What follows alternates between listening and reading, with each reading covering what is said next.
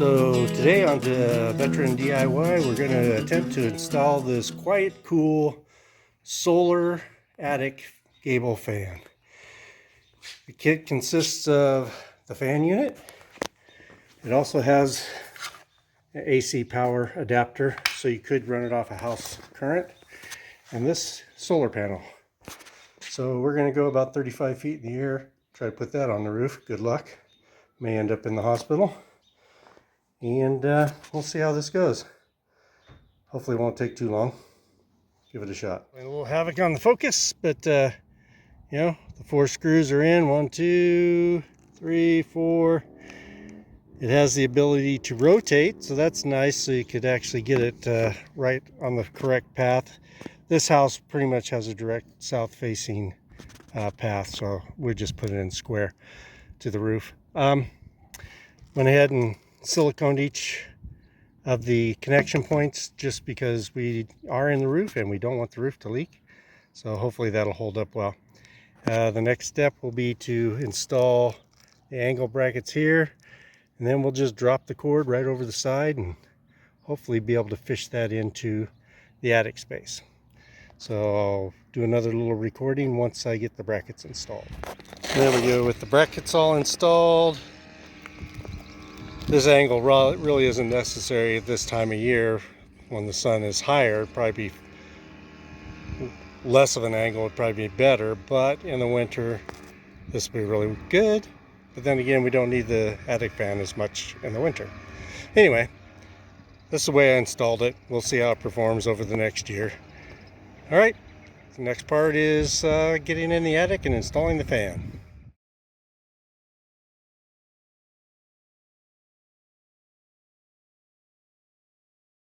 Okay, so I bumped the record button, so re-recording. As you can see, the fan's already in place, but this bracing was in the way to get it square over the hole, and per the instructions, the fan needs to be square over the hole for best ventilation. Here's the mounting ear tabs. There's 4 of those. They are adjustable for different depths. So there's 2 screws that go into the housing, and then I just use the sheetrock screw to screw it to the wall, but I got to take all this down so I can readjust it. I'm going to cut this brace out, lower the fan down. Then I have some of the packing material, actually just this foam packing material. I'm going to use that to close off any remaining holes around the outside of the fan unit. It says per the instructions those holes should be covered for best ventilation to force the air through the fan system. And because I can't record and do the work at the same time, I'll be shutting this off and then join you back once I got it done.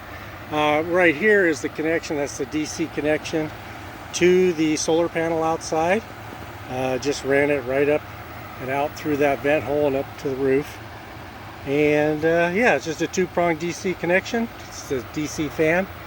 As I said, there is also a adapter for a DC adapter for house current, wall wart style, also right there next to it.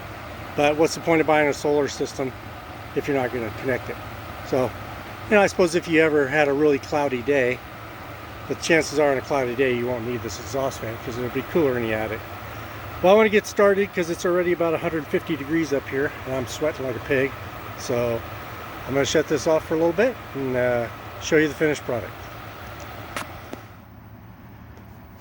And here's more or less the completed project. I cut the bracing out on both sides so that the fan could get centered over that opening.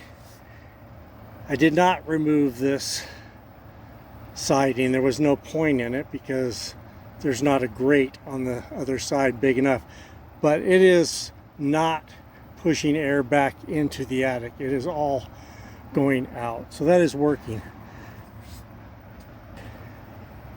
We do now have this fan plugged into power. So that's good. So this is the power, the house power. This keeps the fan running even after the sun goes down.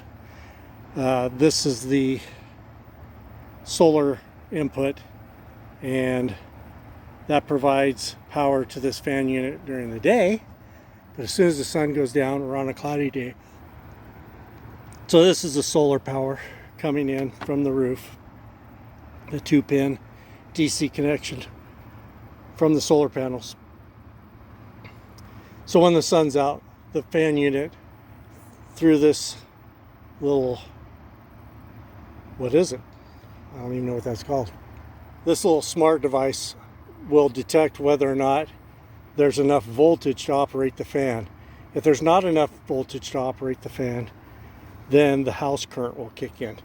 And it's just basically a switching device that measures the voltages coming in.